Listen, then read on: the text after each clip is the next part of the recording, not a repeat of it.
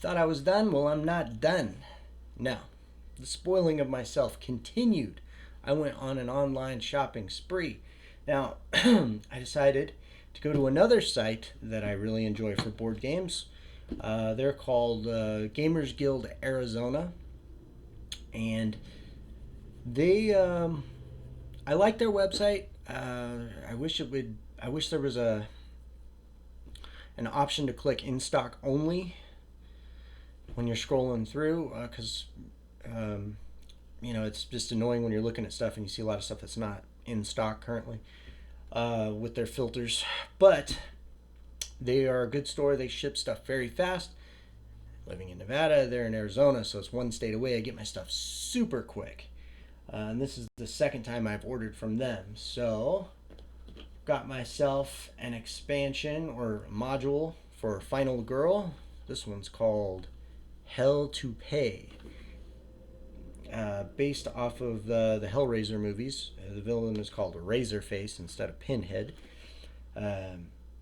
But Final Girls is a really cool game series. I'm not going crazy and buying all the stuff. In fact, I only have 3 modules so far. Just trying to get the ones that seem the most interesting to me, like the one based on Nightmare on Elm Street, and the one based on Poltergeist, and then now this one. So, and not too many of the other ones. I might get the one based off of Friday the 13th, just because it's based off of Friday the 13th, and it's like the most basic one to play with in that game. But other than that, so far, those are the 3 that have really stood out. So.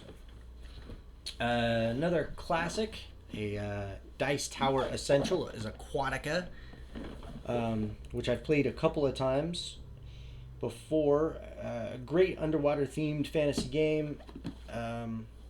The best mechanic, though, is your player board has these slots, and you're getting these cards off of the main board and inserting them, and then your all these cards basically have different abilities and rewards and things on them. So you're sliding them up, so it gives you that mechanic of like sinking lower and lower into the ocean as you're sliding the cards up and getting different rewards and doing different things. So it is basically another Euro game, but this is one I've been thinking about adding to my collection for a long time. So I finally just said, okay, gonna do it. And then this one, Citrus. This is another Euro game, futuristic, cyberpunk setting. And you're sort of like underground rebels, from what I've read and researched. But there's a lot of different things going on in the game. There's an area control aspect out on these hexes where you're building up these huge tubes, which I guess symbolize you moving through the underground networks.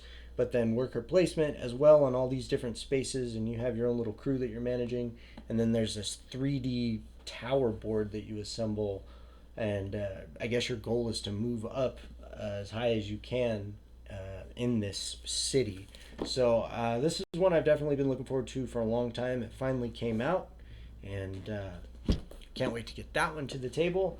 And both of these have solo modes, the big games, and of course Final Girl is a solo game in and of itself, designed specifically for solo play. So of course, how am I going to resist that, right? So all in all, pretty damn good birthday. Got a huge board game haul, my 3 movies, and where am I going to find time to indulge in all this stuff? Well, I don't know.